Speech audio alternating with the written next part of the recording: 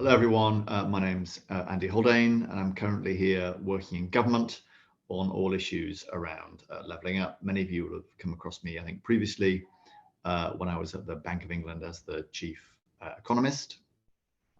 Delighted to be here saying a few words about levelling up. What a fantastically timed event between Open Innovations and the RSS on this crucial issue of the data we use to improve what we do as regards levelling up. The timing of this event really couldn't be any better because, as you may have heard, we have a white paper on levelling up coming down the track in the next few weeks, and all matters data are going to be absolutely central to the white paper and indeed to making a success of levelling up. So what that might do is offer one or two thoughts of my own on where we are as regards levelling up and what role within that data might play to making a success of it.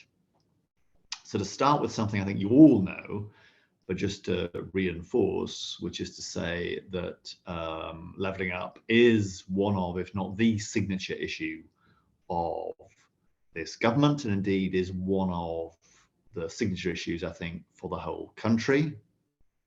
You need only look at the data to make clear why that is the case. The UK is one of the most spatially unequal countries among any advanced economy. Those spatial differences have been widening over the course of the last at least 50 years to the point where those differences are back to the levels last seen in late Victorian times more than a century ago. So the UK is an outlier, is increasingly looking like an outlier.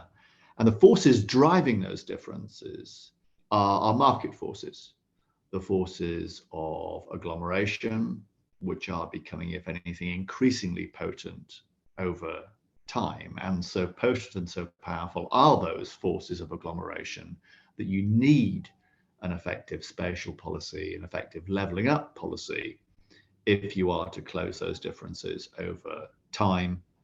And the fact that those differences have been widening over time suggests that hitherto we have not had such an effective spatial policy. We now need one, and that's essentially what the white paper will be all about.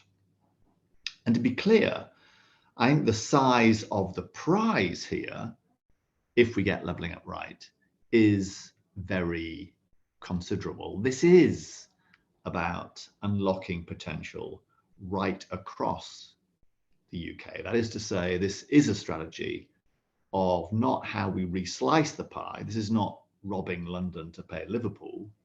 This is about growing the pie, unlocking that potential, which I know exists right across the UK. And if you put some numbers, some data to the size of that prize, what would come from unlocking that potential, you very quickly get to numbers that are in the tens of billions of pounds over time. So a prize that is well worth having.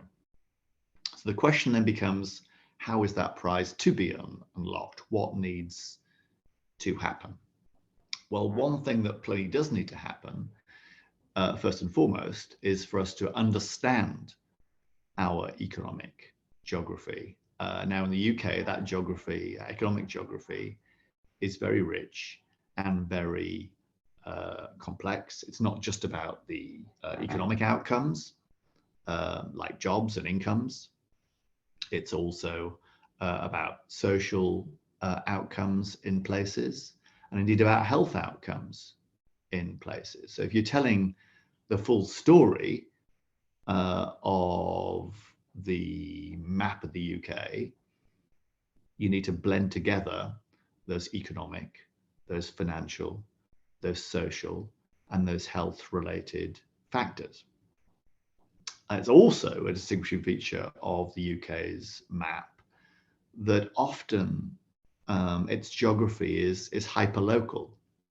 Often we see we see sitting cheek by jowl pockets of real success, of affluence, right alongside pockets of real deprivation, where economic and financial and social and health outcomes are well below what you would wish. So just understanding the map of the UK is very complex and hyperlocal, and therefore requires hypergranular data to begin to make sense of it. And then when it comes not just to understanding, but to tailoring policies or tailoring decisions to close those spatial disparities, you then also need that hyperlocal, hypergranular data to be able to craft locally tailored solutions.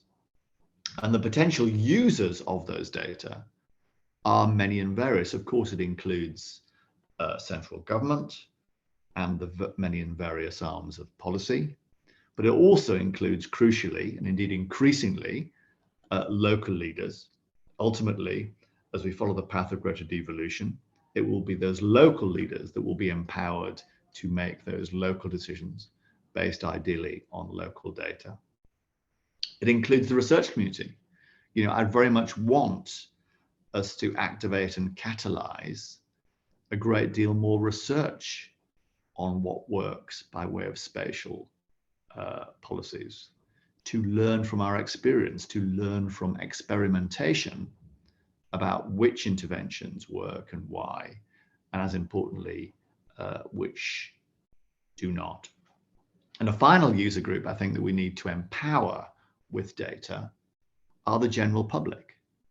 Ultimately, they are the stakeholders. So them understanding, having visibility, having line of sight on how their local area is doing, how their local leaders are performing, I think is absolutely crucial for reasons of transparency, and also crucial for reasons of democratic accountability. So whether you are acting in central government, whether you are acting in local government or local leadership, whether you're a member of a research or academic community, or whether you are a punter on the street, the need for subnational data, for local data, I think is crucial for making the right decisions and for holding to account those making and taking those local decisions.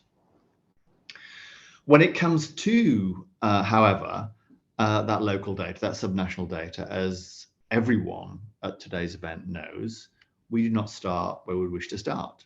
Subnational data in the UK is highly imperfect. It lacks the timeliness, it lacks the granularity that we would wish to both understand and to shape local outcomes.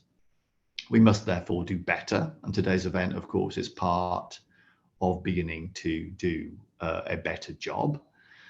We'll hear from the Government Statistical Service over the next few weeks on the plans it has to do a better job through a new subnational data strategy that holds, I think, great promise for improving the quality of our data.